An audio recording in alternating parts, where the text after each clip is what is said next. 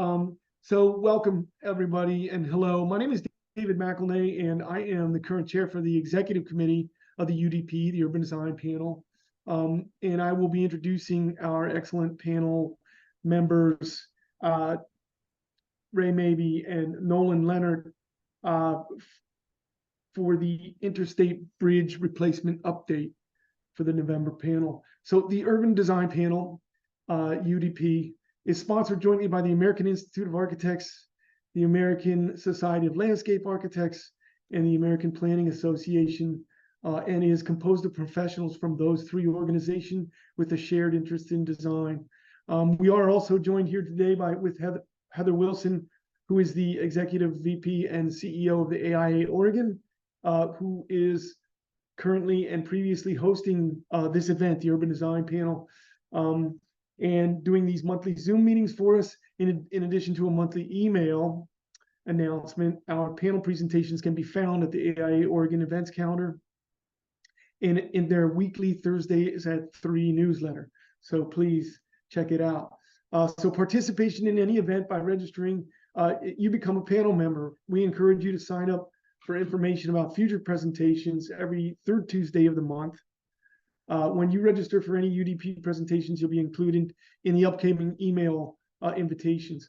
We also encourage you to send any interesting future panel presentation ideas to Kathy Wendland at the AIA Oregon, and she's going to drop her email in the chat for anybody interested.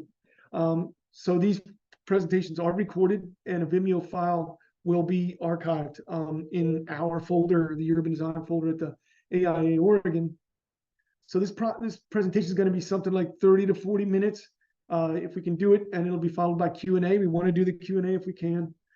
So put your questions in the chat box while the presentation's going on, but also feel free to raise your hand virtually. And Jeremy Shane, who is on our executive committee, waving there. Thank you, Jeremy. Will kind of curate what's going on in the chat box and hands going up and help us all get our points across today. So follow-up questions often happen, and if it's okay with our presenters today, if somebody can follow with you directly via email, that makes more sense than trying to go through the Urban Design Panel. If someone pings us, we'll forward it. That's up to you, presenters. If you want to put your email contacts in the chat box, that's appreciated. So really quickly, I'm going to continue this introduction because the context is important. So the Interstate Bridge Replacement Program is currently studying the regional endorsed modified locally preferred alternative, LPA for short, in compliance with the National Environmental Policy Act to better understand the potential benefits and impacts. The modified LPA proposes conceptual elements to be studied and may be further refined as a result of the environmental evaluation and public input. So the IBR team has initiated a holistic conceptual urban design process to reflect the IBR program's purpose and need and vision and values as informed by the equity and climate frameworks and the community's values and priorities. So today we have both Ray Mabey, who is an engineer by profession and is the IBR Assistant Program Manager Administrator at ODOT. And Ray's got 31 years of experience with the ODOT and over 34 years in public service.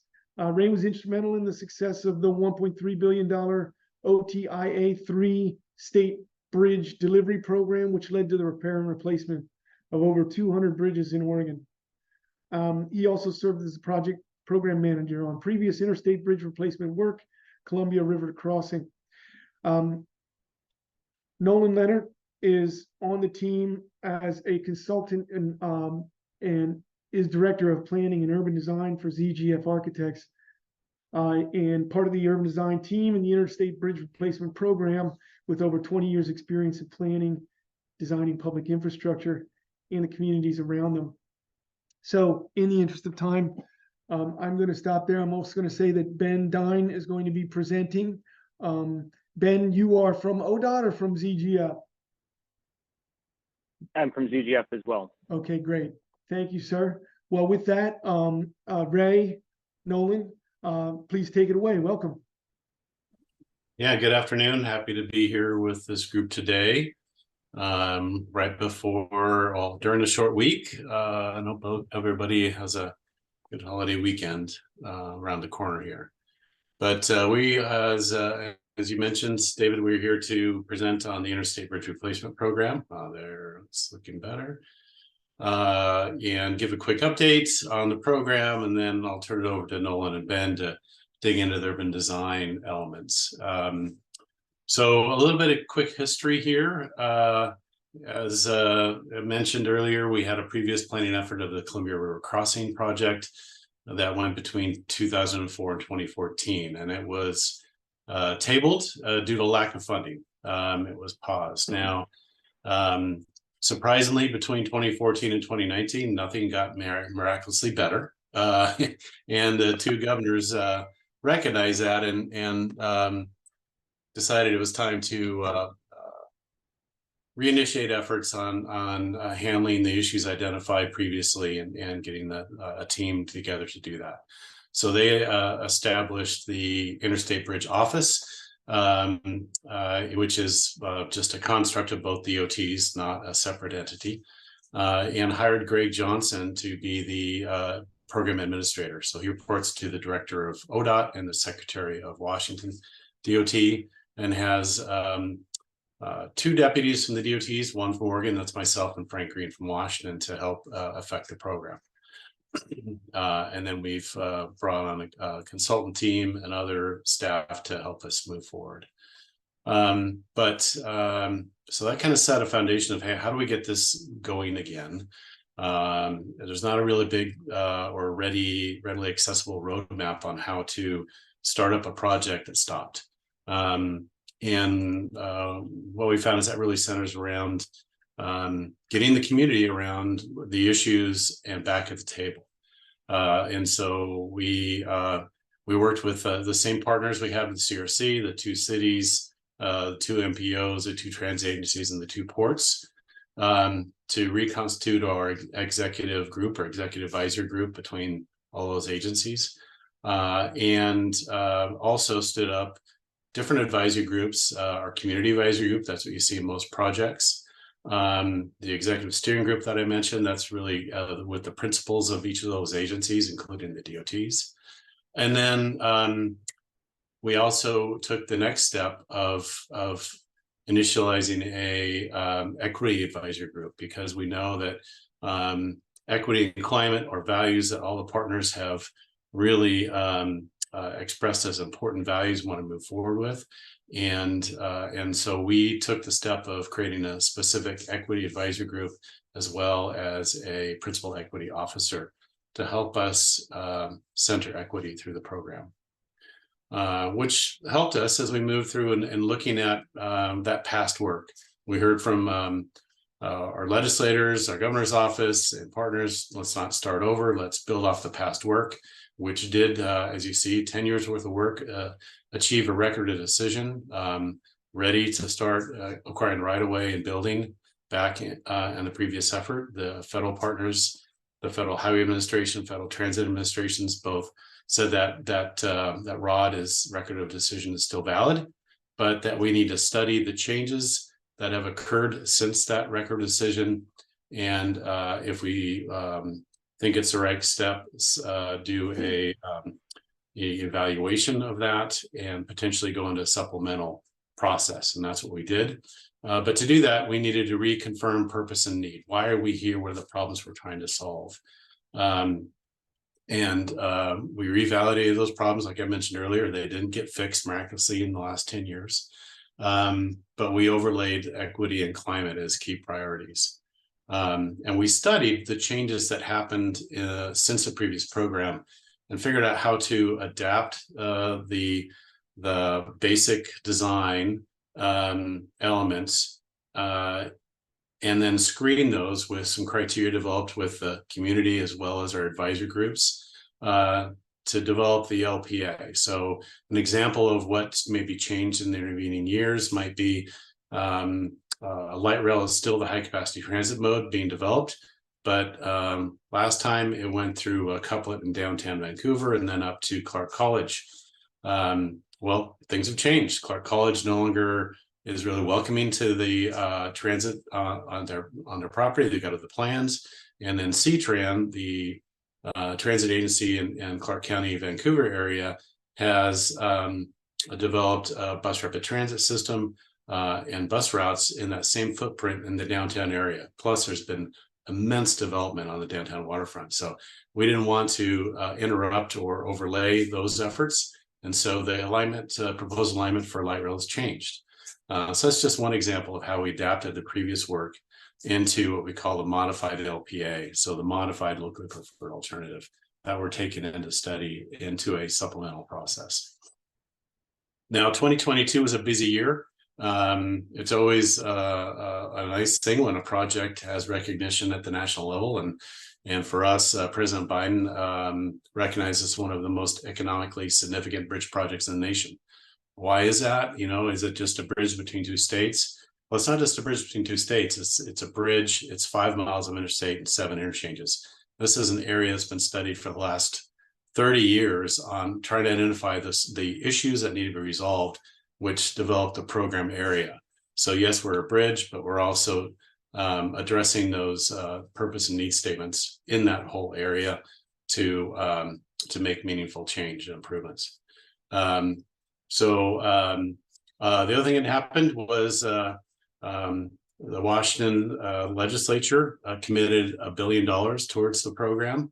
I'll be talking about the estimate, I think, here in a bit, but that was a significant move by the state of Washington's legislature because in 2014, 2013, it failed to fund the program and we didn't move forward. So that first step was positive. We got local agency partners in the executive steering group to endorse the modified locally preferred alternative, which I'll be sharing in a bit. What are we studying in NEPA? Well, that's the question. And then we began that NEPA process on the supplemental environmental review. We also did a risk-based cost estimate, which came up with a range of $5 to $7.5 billion based on different risk scenarios, with the most likely estimate of $6 billion, which is our target estimate. You'll think that is nearly twice the estimate of the previous effort of CRC, and you would be right. What you see with that is the cost of delaying a mega project 10 years, quite frankly. So this year, we released a financial plan that talked about how we would potentially fund the program with different sources and uses, whether it's state funding, contributions, federal grants, or tolling. And we received, the legislature gave the Washington Transportation Commission authority to toll the infrastructure. In Washington, the legislature needs to provide approval to the commission for each project they're going to toll. So that was accomplished this year as well as Oregon legislature following up Washington's act in 2022 to bring their match of $1 billion to the program. So both states are matching there. And now with the local contributions of the states here, we're well positioned to go after other grants. And one of those is a Federal Transit Administration's Capital Improvement Grant, or New Starts. And we just got approved to enter project development, which is an important step in that grant process. And then lastly, we've continued our engagement with the community and stood up a community benefits advisory group to help us bring the partners together, as well as other community-based organizations to find ways to address the impacts of construction in this area. So in an equitable way. So next slide, please. So this is our overall program schedule. There's a lot going on here. As you'll see, we got the program launch. We've got some design efforts that help support the studies and creation of the locally preferred alternative, and then continued refinements in reacting to some of the information we're getting back from partners and community. So we're continuing the environmental process. We expect to publish a draft supplemental environmental impact statement in early next year in 2024. at which we'll start a public comment period. I want to make sure people see that, because that's a key time for community members and interested parties to provide very important feedback to the program. And so, yeah, so that is a date I want to make sure people keep an eye on. We'll be doing lots of information and outreach around what that actual date is. And it is a federal process. We do a lot of the legwork, but it's a federal process that's governed by our federal partners. So we will share that date as it gets locked down. But we are doing a lot of work around securing the necessary funding for the program. I mentioned grants. We've got 3 main grants we're going after: a US DOT grant, a Federal Highway Administration grant, and a Federal Transit Administration grant. The total sum of those grants is around $2.5 billion, which is a significant and huge contribution compared to the previous program. And that's only possible by mainly because of the federal infrastructure package that was passed that brought some of these once in a generation type of grants to bear, helping our infrastructure move forward. So our plan is to work through that process of the design and environmental phase, getting us to a revised record of decision in early 2025, and moving into the permitting and right-of-way and pre-construction efforts with a target towards beginning construction in 2026. We want to make sure that we hit an in-water work window to keep things moving forward. And we're trying now to understand how the program will be packaged and sequenced. We call it a program because it's likely going to be over 24 different construction contracts sequenced over time to make sure that we can maintain traffic throughout the program and have workforce ready to deliver the program in a meaningful way. Next slide, please.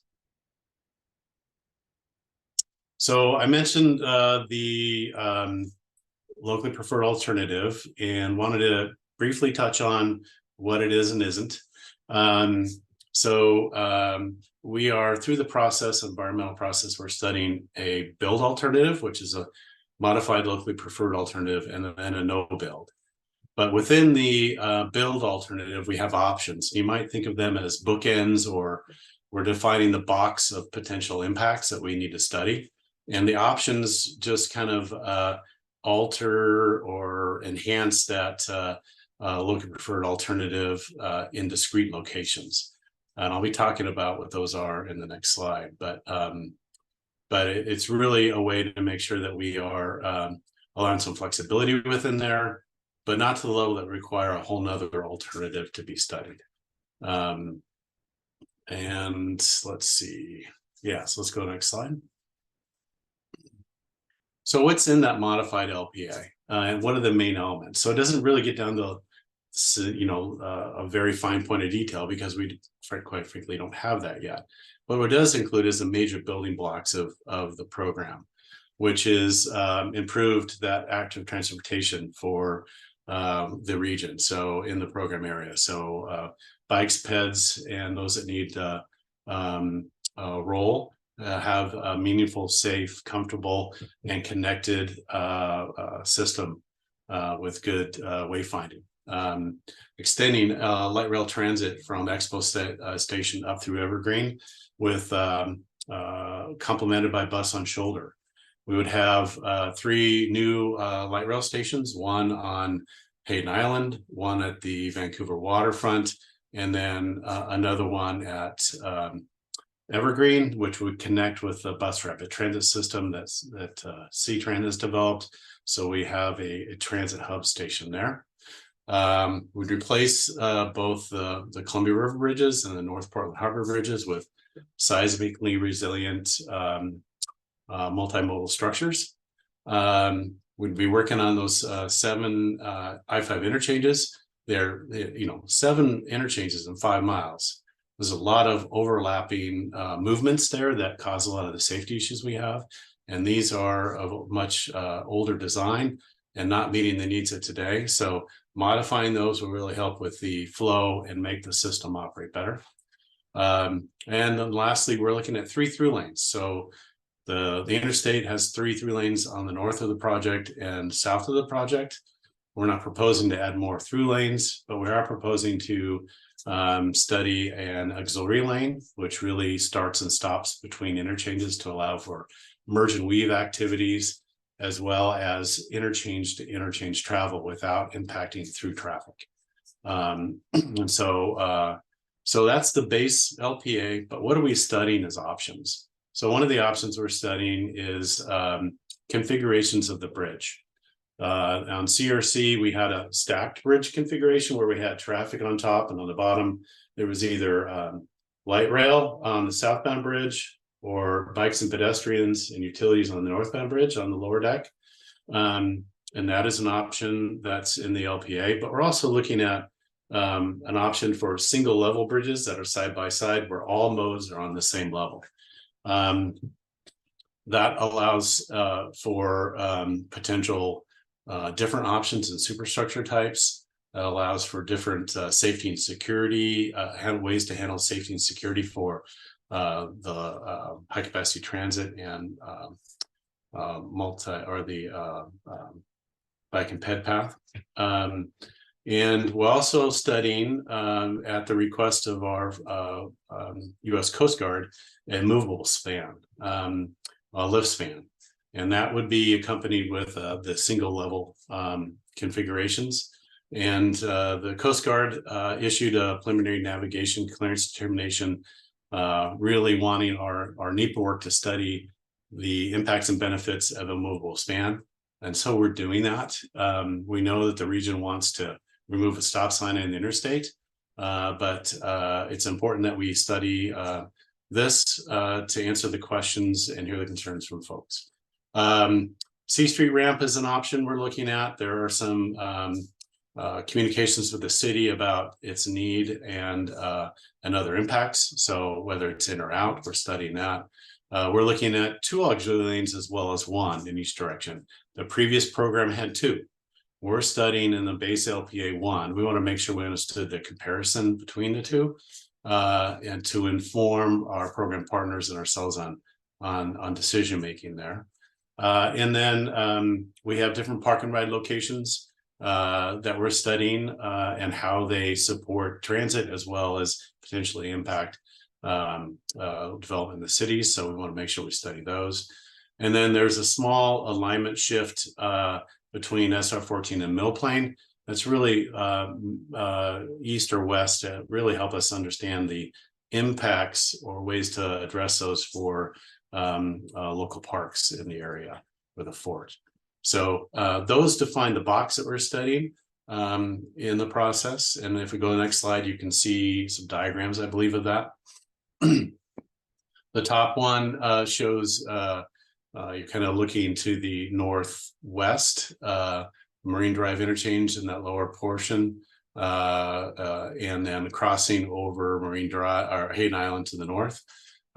You'll see the light rail at Expo Station continuing over the North Portland Harbor with a station on Hayden Island, and then joining the main river crossing structure, and then following I-5 up into Vancouver. On the other side of the bridge, you'll see a local access structure that's kind of gray with a shared use path. That is the access from North Portland to Hayden Island.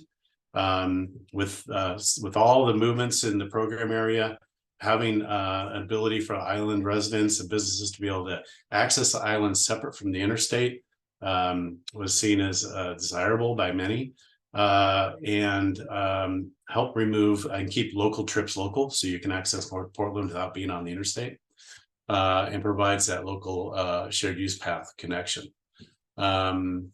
Let's see, let's go to the lower diagram, and then you can see the light rail along I-5.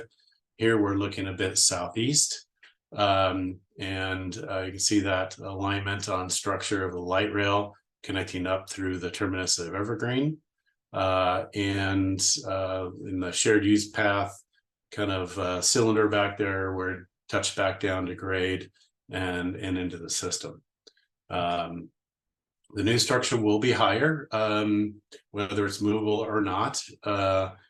to allow for maximum opportunity for river vessels, because we need to be concerned about river navigation as well as Pearson and Portland International airspace that they need for aviation.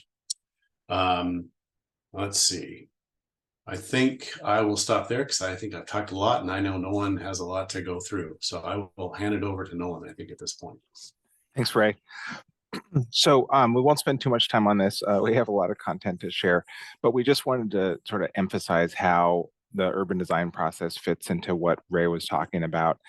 And really, we're thinking about it as you could say the glue that's holding all these different project components together, how they relate to one another, and then how they relate to their surroundings and the places through which this program will pass. And the idea is that we will be presenting, as we develop this work, a sense of holistic urban design rather than simply, here's a transit project, here's the roadway project, this bridge architect working over there. And so that's our goal. Next. The drivers for our urban design process are obviously project purpose and need, which have been established and then reconfirmed in the modified LPA.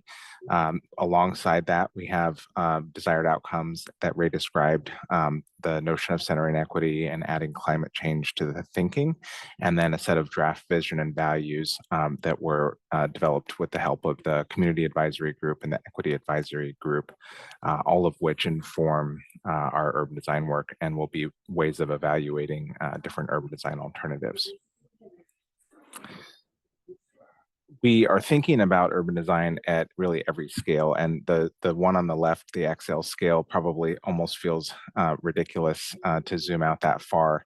But I think what's important about it is just to recognize that it's extremely rare to have this kind of intersection of the natural systems that we're working with, including the Columbia River, which in addition to the biological properties, it also is a marine highway, I-5, obviously a vehicular highway that goes all the way from Mexico to Canada, and then this major urban center. So on the West Coast, there's really only a few places where there's this kind of an intersection. And so designing this program with that intersection and those unique elements involved is important. At the corridor scale, Ray really talked about how we're thinking about the different program elements and how they pass through communities. But that's really thinking about what are these connections that we're making across that 5-mile stretch. And it's important to make both the north-south connections, which we're thinking about in terms of transit, we're thinking about in terms of roadway, but there's also a real recognition that we have an opportunity to connect east-west and repair some of the separation that was made when the original freeway went in. The medium scale is really where we're working right now, and that's sort of the station area or interchange area scale. And so we'll be talking a lot today about the focus areas, is what we're calling them, since it really isn't just an interchange or a station, but it's all those things together with, as well as the pedestrian and bike and active transportation connections. Next year, we'll really start getting more into what we call the place scale, where we'll be getting a lot more detail about things like station design, design of those more fine-grained sidewalks, pathways, freeway and transit adjacent landscapes. Next. So we wanted to just introduce for everyone that we have been spending a lot of time thinking of what does it mean to center equity in our urban design work. And so again, without reading all the words on this slide, there's really two categories. One is process equity, the way that we engage people, whose voices we proactively seek out. And so that's been happening by the community engagement team, as well as our urban design team, and thinking about what may be some of the historic ways in which communities have been affected, but also thinking forward into what are the ways that different communities in this corridor may benefit or be impacted by the program and the urban design that we're working on. Then there's the outcome equity, which is really more focused on the actual design itself, and the ways in which it can either serve equity objectives or again impact them. But we think those are really two separate things that both need to be done well. Next. So here are our IBR equity objectives, and these really float even above urban design, and they're things like decision-making processes, workforce equity, and economic equity. Those are broad program objectives, but obviously many of these will have direct implications for urban design, particularly mobility and accessibility, the notion of physical design on many levels. And then community of benefits, we're really eager for the conversation to be starting around community benefits and to combine that with our urban design process and discussions. And of course, avoiding further harm is really important. And so talking with the communities who may be affected or have been affected in the past is going to be critical. Next. So as we do this work, we want to be really conscious and respectful of the fact that there has been some fairly distinct and traumatic history in this corridor, as well as in the region broadly, but specifically in the corridor. And so we try to acknowledge that and think of the ways that we can engage the communities for whom this is part of their history, as well as think about how our design can be respectful and in acknowledging this history. Next. So first, obviously, starting with the context of Indigenous people, the Columbia River is extremely important for Indigenous groups in this area, including some very specific uses in the program area, like the use of Delta Park for powwows, the use of the Columbia River for canoe launch. And so we've been having conversations and consultations with tribal representatives. Ray and I went down to Grand Ronde a couple months ago, had a great visit with them, and we will be continuing that. We've got a presentation from them on how to design with the Indigenous histories and cultures involved. And I'm careful to mention that, that even though the images we're using here are historical images, this continues to be a very important place. And so we're, again, designing with that in mind. Next. We also acknowledge the history of the Vanport flood, which is, again, right in this immediate program area, which involved the displacement of thousands and thousands of residents, but it was also really the area of growth and arrival for most of Oregon's Black population at the time. And so there is a particular painful history associated with that, which was the first of several displacements that has affected the Black community in Oregon. And so actually we have Ed Washington as one of our co-chairs of the community advisory group who actually lived here. And that's been an incredibly valuable in personal perspective that he's been able to share with the community advisory group and those of us working on the project. Next. And then, of course, the Portland Assembly Center, which had Japanese folks who were evacuated to these living quarters during World War II.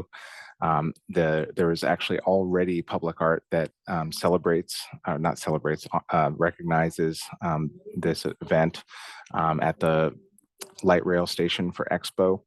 That is something that we will definitely be taking care of and maintaining, but there may be other ways that the design can recognize this event in history. Next. And then in general, we realize that nationally and in this region, the relationship between infrastructure and discrimination and in this case, redlining is very closely aligned. And so the very notion of very large projects like this having impacted communities, and in particular the Black community in North and Northeast Portland, is something that's very sensitive. And so we do this work with that recognition, that acknowledgement, and engaging people intentionally as we go through this with this in mind. Next. I'm going to skip this slide because we are somewhat short on time and it's a little tangential. But in light of all these things, we're keeping track of some specific urban design related ways of translating those broader project equity considerations. So we will be looking toward equity metrics that are definable, impactful, measurable, accountable, and we will be starting with those in front of mind, not simply doing our work and then at the end doing an evaluation. We are recognizing that there may be distrust and pain resulting in some of these histories that require a little extra investment to build and maintain trust with certain communities. And then as I said on the previous slide, really prioritizing the voices and elevating folks who have been marginalized or impacted by transportation systems in the past is a high goal. Next. So some of this is redundant with what I've said. So in the interest of time, I may click through these. And I think I believe we're going to share our show with you. So if people want to dive into this more, they can.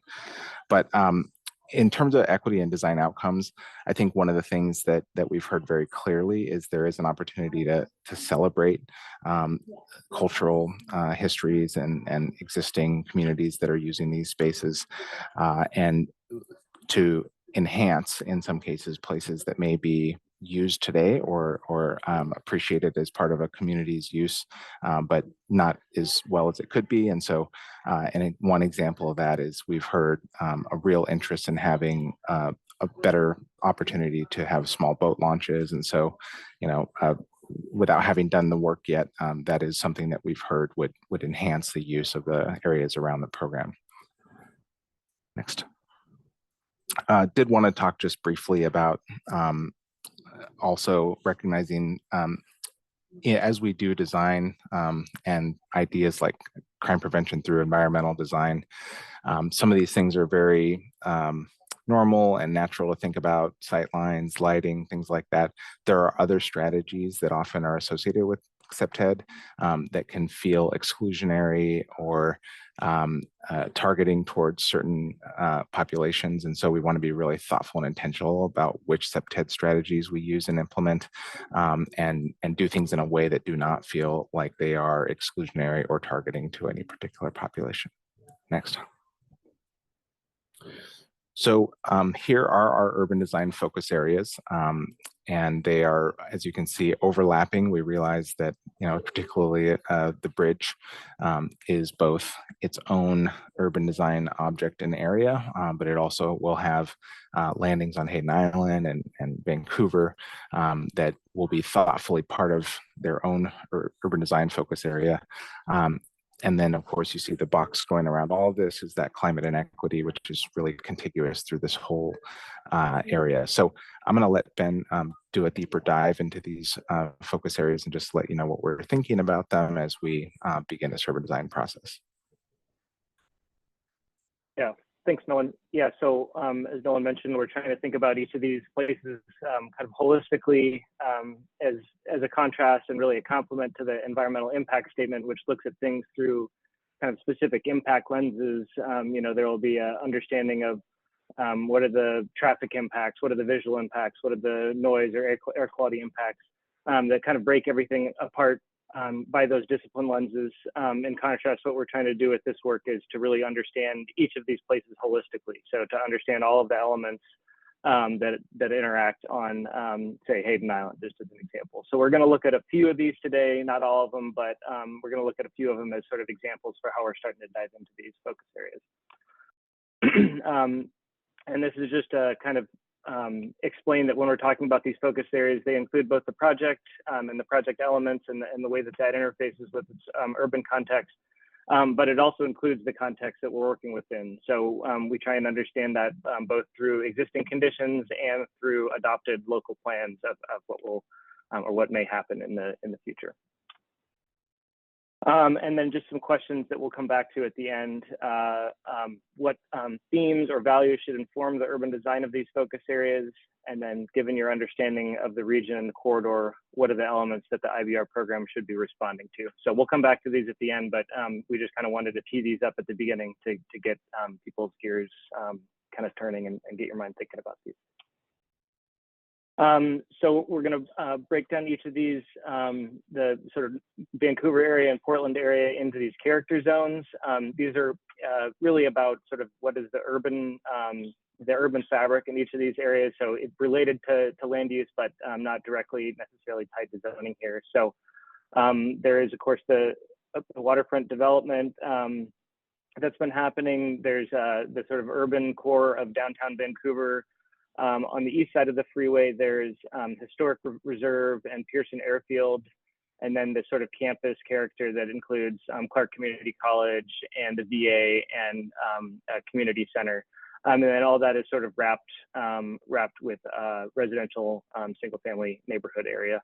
And then there's some important industrial areas kind of bookending each side of the area that we've been studying. Similarly, in Portland, North Portland is really a unique kind of space in the way that it breaks from the rest of the urban fabric in sort of the rest of mainland Portland. There's Hayden Island itself, which is Portland's only island community. There is some sort of open space and recreational areas on either side of I-5. As well as some sort of intermingled industrial and neighborhoods. And in particular, there's Bridgeton, which is a neighborhood which is sort of right along North Portland Harbor here and right next to the project area, the program area. Okay, so we're going to zoom in, like I mentioned, on a few of these. We'll look at Expo Marine Drive first. I'm going to try and go pretty quickly through the front slides, and then we'll end on the focus area plan where we can spend a little bit more time. So again, just kind of zooming into the more human scale view of these characters that we were looking at the map. On the left is Bridgeton neighborhood looking across North Portland Harbor. It includes single family and multifamily residential along the water, as well as a number of floating homes. There's Delta Park, also on the east side of I-5, which is home to a number of sporting fields. And also includes sort of a parking lot that also kind of acts as a bike ped thoroughfare right now, connecting across this area in North Portland. On the west side of the freeway, there's the Expo Center and the associated terminus MAX station there. And then on the left there, you can see the Voices of Remembrance art installation that Nolan was mentioning as a memorial to the Japanese American internment during World War II. And then Martin Luther King Boulevard on the left there, and then Expo Road on the right. These are just kind of looking at the existing conditions for active transportation facilities. So in both of these, they do exist, but obviously some room for improvement. Expo Road is currently a sharrow, essentially, with a sidewalk, and then Martin Luther King Jr. Boulevard has it does have a buffered bike lanes, although not, I think, the current standard of buffer. So here is a focus area plan. We've created one of these for each of the focus areas that we're studying to try and understand all of these interrelated elements and trying to understand them holistically. So I'll kind of run through each of these design elements here real quickly. The orange box here is the existing Expo station. Extending north of that would be the new light rail alignment that would extend across North Portland Harbor to Hayden Island. This sort of yellow bar around it is essentially station access, so plazas or ramps or ways to connect from Expo Road, which will really become a street. Right now, it's really part of the parking lot, but the future condition will really be a through station on a street instead of what is now a terminus station, not a parking lot. The blue kind of cyan arrows are showing where there's connectivity across I-5, across the I-5 barrier. So in particular, there would be this facility across along parallel to Pier 99 Street that would connect Bridgeton on the east side to the Expo Center and the areas to the south on the west side. It would also connect to this sort of teal color here, which is the shared use path, which would be the walk, bike, roll path that goes across North Portland Harbor and ultimately across the main crossing. Yellow dots here with the bus. There's some potential locations for bus transfer. We're still looking at that and coordinating with where that might happen. And then in particular, this is kind of a unique location where we're coordinating with an existing levee system. There's actually an existing project underway right now, the Levee Ready project, that's updating these levees, and the IVR program is coordinating with that work to make sure that the interchange and other improvements that are happening here are supportive of the levee work and vice versa. And then I'll just mention that in all of these, we have these sort of purple and green zones that are showing where there might be future development, potential development by others that we should be considering and potentially responding to. I'm going to go through all these and then we can come back for conversation. I'm going to try and do the rest of this as quickly as possible. I may cut off a little bit at the end here, but so we'll move on to Hayden Island. Again, kind of looking at the character here, there's the Jansen Beach Center that we're all probably familiar with. A couple different actually mobile home parks on the island. There is some more kind of suburban, I won't say rural, but more suburban sort of single family residential on the island as well. And then maybe worth noting that the Jansen Beach Center, some of the roadways there have been updated to City of Portland standards in anticipation of becoming sort of used as part of the street grid, even though they're currently private streets. On the east side, there's a great view of North Portland Harbor. You can see on the right side is sort of that Bridgeton neighborhood. Jansen Drive right now serves a number of floating home communities.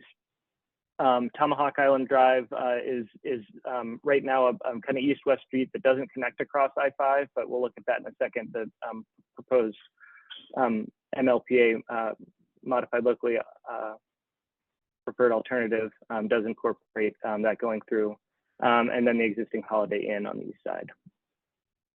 So one of the things that we're trying to respond to here is the Hayden Island plan. This was done during CRC in sort of response to CRC. So the interchange is different now.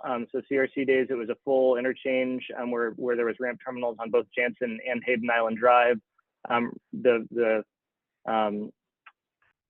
MLPA only has ramp terminals essentially from going directly from Vancouver. So those would be served off of Jansen Drive.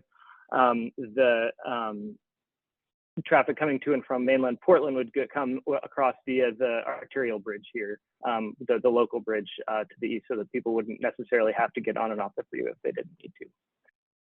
Again, the orange box here is the potential station location. The sort of red dashed box around it is sort of the area within which that might be able to slide, and the sort of range of options that we're currently studying to try and understand in terms of station location.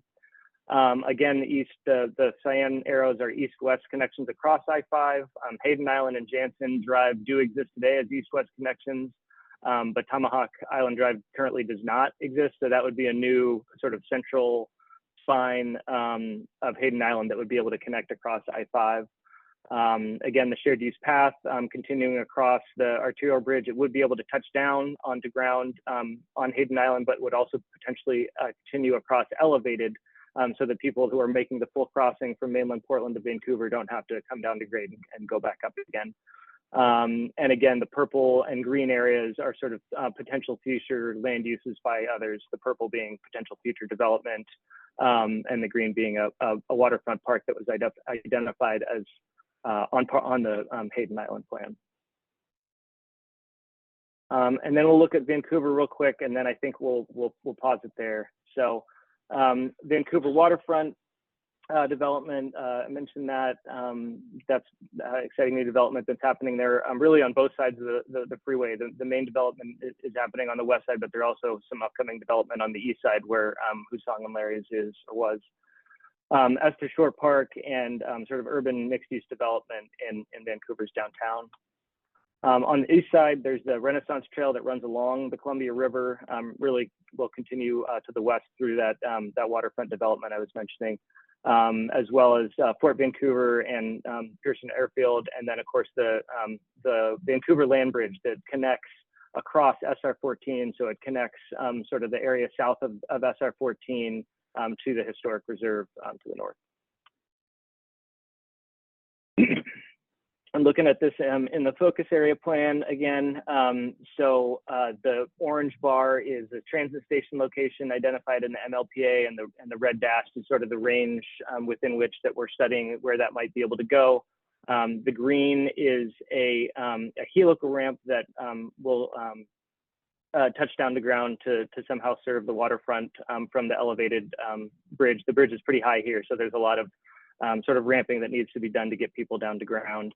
The cyan arrows, again, sort of continuing across east-west, across I-5, but then there will also be this sort of great new connection with the Main Street extension. So right now, Main Street stops at 5th because the loop ramp right there today is at grade. The MLPA shows this loop ramp being elevated, which would allow us to extend Main Street down under the freeway and connect really downtown to the Vancouver waterfront.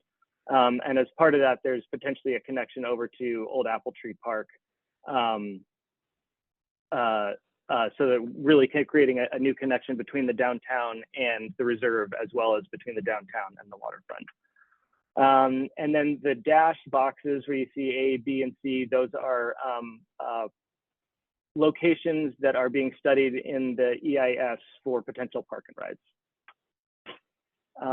And I think I'll stop here. We do have some more slides that kind of look at the Main Street extension and sort of the different elements of that, but just for the sake of time, I'd like to stop here and pause for questions and conversation.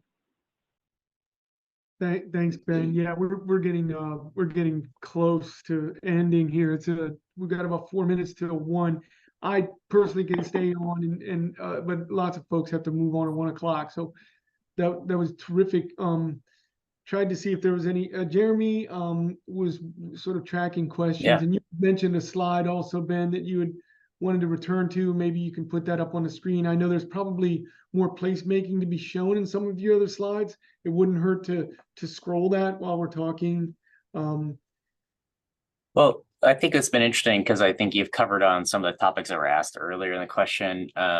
There was a question about considering perhaps engaging with master planning of the park and rides related to transit-oriented development. And I think, Ben, you noted those on both sort of at Expo and further along the north side, even on Hayden Island there. You're referencing that, but always considering in the project how future transportation or how future TOD might develop there. You guys appear to be engaging with that thought.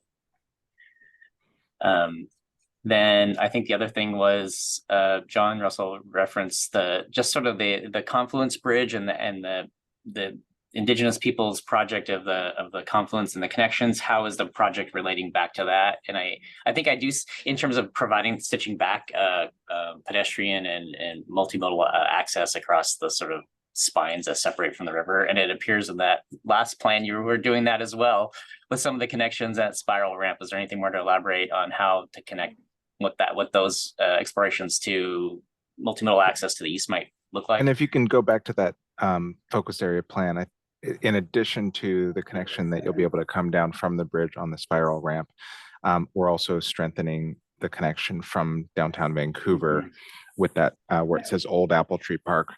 That would be a new connection. That's great. And then getting, and I guess also part of that question is connecting and strengthening connections back to the river. And it appears that both sides of the river, you're doing that, trying to plan for public access, at least at underneath the bridges and along the edges there. Yep. If you had a question, and this might be early, but sometimes in stormwater management, sometimes they take up a significant amount of space. Has the conversation and planning about maybe even using more compact standards for stormwater? How has the conversations been going in terms of in that direction for the detailed of taking up that space in place with stormwater management? Yeah, I'd say it's early because we're at a very low level of design. We're just studying basic components, but we know we're in a constrained site, so we're going to be looking for opportunities to make sure we have appropriate stormwater facilities, but that can be maintained. But we're not looking to take up a bunch of property with them either. So we're open to ideas and the latest that's out there. Awesome. One thing that's a little bit different on this than some other projects that maybe folks have worked on in the region is that the Columbia River because of the size and the volume of the Columbia River, mostly what we're going to be focused on here in terms of stormwater is quality and not quantity. And so therefore, I mean, the largest facilities are typically the quantity facilities. And so, but we have also talked about ways that they could potentially be integrated into the urban environment. So we're looking at that. Very good. There's some ones coming in here, but as people are pulling off, I guess the question I'll ask is where is this presentation posted? If we can, I think maybe Nolan or somebody said you'd be able to share this. Is there on the IBR? Yeah. So website? we've posted most of our presentations previously on the IBR website, and so we can work to get this one posted as well. Great. And then send a link out. Thank you for that. Kind of cramming back up in here. There's more good questions in that chat box. Yeah, if you see one, go ahead and call one out, David. I'm kind of got lost here. I guess one question is with sort of the state's contributions to the projects, has there been from the state's perspective, Oregon, Washington, a prioritization for mixed use or mixed use income and catalytic projects to support, density and activity, urban development along the bridge edges? Or is it all about the bridge? Well, yeah, I think it is, but it also matters on their funding sources we have. Mm-hmm. We've got different funding sources of different constraints. I think the best opportunity for mixed use and TOD is some of the transit right of way that we've purchased. There's more flexibility there than any right of way that's bought with or purchased with highway fund dollars from each state. So that's one thing we're looking at as we look at right of way acquisition and planning on how we're moving forward the project to see how that can influence those outcomes. Good. Yeah, so I had noticed that there was a question about a tunnel. Now this is going back to sort of the macro stage, but someone, Bob Ortblad, had commented that an immersed tunnel can create a Riverwalk Park. In other words, going under the river's edge and before popping up, then going over it. He has a pretty strong statement about the bridge approach will be a massive dividing wall of concrete. And I don't know that it will be that. And I can imagine tunnels were discussed, but maybe someone on your team, Ray or Nolan, can just address that in a few brushstrokes to respond. Yeah, so a tunnel was studied as part of the NEPA work on CRC. And did not meet purpose and need. A technology that was advanced since CRC was an immersed tube tunnel, where basically you do an open ditch or open cut and bury precast segments and then cover over that. Has that rather than like a board tunnel. That was a pleasant treat.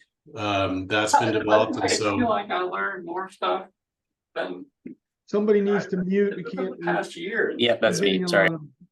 Yep. So we've taken a close look at that immersive tunnel and brought in experts that have built and designed those to study its applicability here, and brought that before our program partners and reaffirmed that it's a great technology but not appropriate for our site. So it's not an option or alternative that's being studied. I see. And then, I mean, just also in general terms, this concept of the bridge is going to be high in the air for a lot of reasons. Are we working to not make it a massive concrete dividing wall, or are we, I know we're not sort of putting in the rebar right now, but the character. Yeah, so I guess to think about that, it does create open space under the bridge that can connect communities. So you see Main Street in Vancouver, you see Tomahawk Island Drive. There's other places where we're connecting the east-west sides that have been severed by the interstate. So we're trying to open that up. There's also a community connector in Vancouver that's being planned. So we're trying the best to create that connection between and take advantage of the geometry we have here to make sure we're knitting the east and west together. Yeah, I mean, I'm going to just say, just as an observation, I see that in the plan. It's very corridor oriented right now. I think you know, and I'm sure that ZGF and others are looking at sort of place by place by place as that, I guess that work is ongoing and happening right now. Is that right, Nolan? In other words, that the mapping begins, it's also a place to place map, just not a corridor, or am I being naive in saying Yeah, that? nope, that's correct. That's why we have these images like the one that's on the screen. The content Ben was about to start showing basically takes it from this level of details just to the next, where we start identifying things like, you know, specific intersections of pathways, places that might be appropriate for public art, and the like, specific landscape treatments that may be more appropriate in some places than others. Things like Transit Plaza. We haven't begun to do that in every focus area, so that's where that Main Street is sort of a preview of the level of detail that we're just now getting into. Okay, and I'd sort of intuited that, but I wanted you to have a chance to say that Yeah. there's places, it's not just corridors, and I felt that in a lot of the previous sort of lead up in the slideshow. There's a pretty strong comment regarding equitable urban design washing. I'm going to read it to you cold, just because this is an open forum, and it comes from someone in planning. So this is equitable urban design washing. There's so much wrong here that it is difficult to summarize all that is wrong. It must be stopped. I'm not endorsing that statement, but you can see that there's folks with an eye on the equitable component, relating to urban design, relating to putting this corridor together. I'm not even going to ask for rebuttal or comment back unless you want to, Ray and Nolan. Otherwise, I just wanted you to sort of hear it. It's what comes through in these open discussions. Yeah. I'd say there's not much to respond to other than Yeah, this. I think really what we need to do is get you either another opportunity to come back or a little bit larger window to work in, because obviously 1 hour is just so super tight to get anything across with a project of your size and scale. Carol did have one question in the chat that I think Ray could probably answer pretty quickly, which was comment on the status of the bridge design. Yeah, so we really looking at that configuration level of a bridge design. We are at about 10% design level for the whole program. And at this time, we're looking at those configurations of stacked and side-by-side configuration and then movable span. So it's really trying to understand general pier locations and sizes, span lengths, potential bridge types, but not even any more than just kind of understanding what the potential might be, but no further than that. So very low level of design at this point. A lot of work to do to get aligned around the stacked or single level approach, and then further discussions on bridge superstructure type.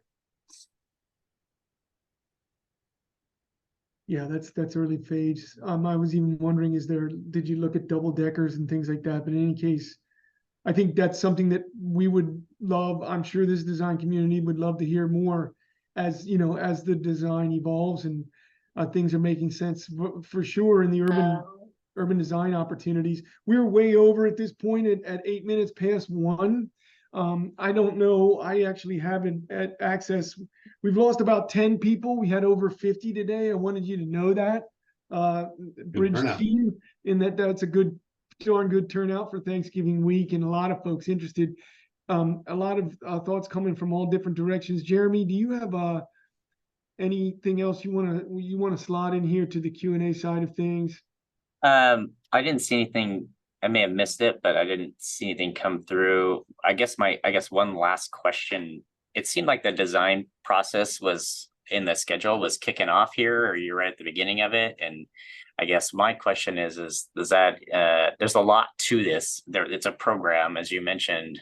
So I'm assuming a lot of that design has to do with the sort of ancillary and access that goes to it. But the bridge design, is that, you know, starting up, if we're at 10%, the actual bridge shaping is when would you be able to come back and talk about the bridge architecture, like, in that schedule then?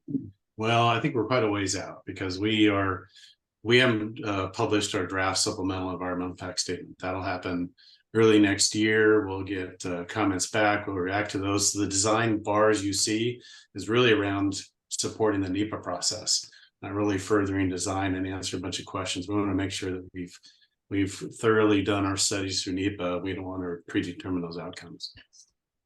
Perfect. I just want to set the stage for what design meant. So thanks for that feedback. Yeah. You bet. You bet.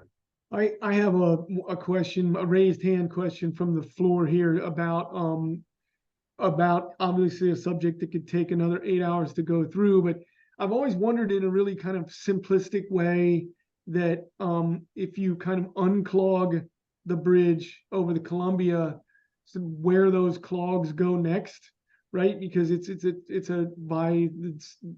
aging design sort of slows things down there. And when that stuff, which is only vehicles I'm talking about, unclog and go elsewhere, is that something that you're asked to look at, or is there partners in ODOT and other dots that are discussing those components at the same time, or are they in different tranches? How's that done, Ray? Yeah, so I think at least on the Oregon side, that would lead me to bring up the urban mobility strategy that we have a mobility office developed around to understand and approach different congestion relief projects or safety projects within, right now, initially in the Portland metro area. And recognizing that you can't fix everything at once, and you need to attack things when you can, when the opportunities you can. So you're right. When you pick up a rock, you may find another rock that you need to pick up. And or you throw the rock in the water and the ripples go out. So I noticed. As we do look at this, we are with the modified interchanges and the auxiliary lane. What we're really doing is providing efficiency back in those 3 through lanes. We're not really adding through capacity. And if you look at the transportation or the destination origination information, 75% of the traffic starts or stops within the program area. So about a quarter of the traffic actually flows completely through and doesn't stop at all. Okay. So so a lot of that is being driven by land use that we have now. And as we want to make significant changes in the future, we'd have to look at land use.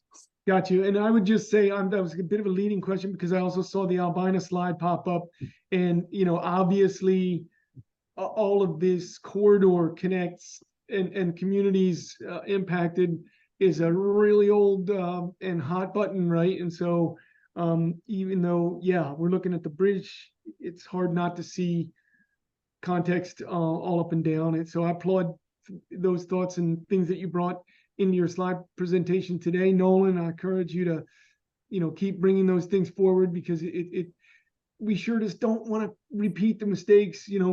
I have this hope that as a design community, we can learn from the mistakes we've done in the past and think about place without designing it to the vehicle, but to all of these other related factors, and not repeat those mistakes. So I really appreciate it. I don't know that we can go much further here. Let me check the numbers. Yeah, we're going down. We're down to 36 now. So I think I would give your team, Ray and Nolan, a minute here to close up on the floor, and then we're gonna wrap the session for today. Yeah, I appreciate it. Yeah, we kind of rolled in a little late. I'm 15 minutes late for my next meeting, but I appreciate the time to engage in the comments, and feedback is important. I'd really encourage us on the screen and those that attended that maybe watch this later, watch the IBR website for that public comment period. Please do engage, review the materials. And we do have other ways to engage the program, open office hours, and other ways to come in and ask questions or participate in the public process. So get engaged. We need to hear your voice. Yeah, super. Appreciate that. There were comments following on down the row there. I noticed that you put in an email for any and all people can reach out and contact you through that bridge email. So great. Well, I encourage everybody to do that too. We've got great subjects coming up in the next few months. So the urban design panel is rolling well with cool topics. And Ray and Nolan, we'll stay in touch and we'll look to get that return on the calendar as the design develops. Appreciate it very much today. Happy to. Thanks for the invitation. You Thanks, bet. everybody. Everybody have a great holiday. We'll see you next month. You as well. Thanks, David. Bye.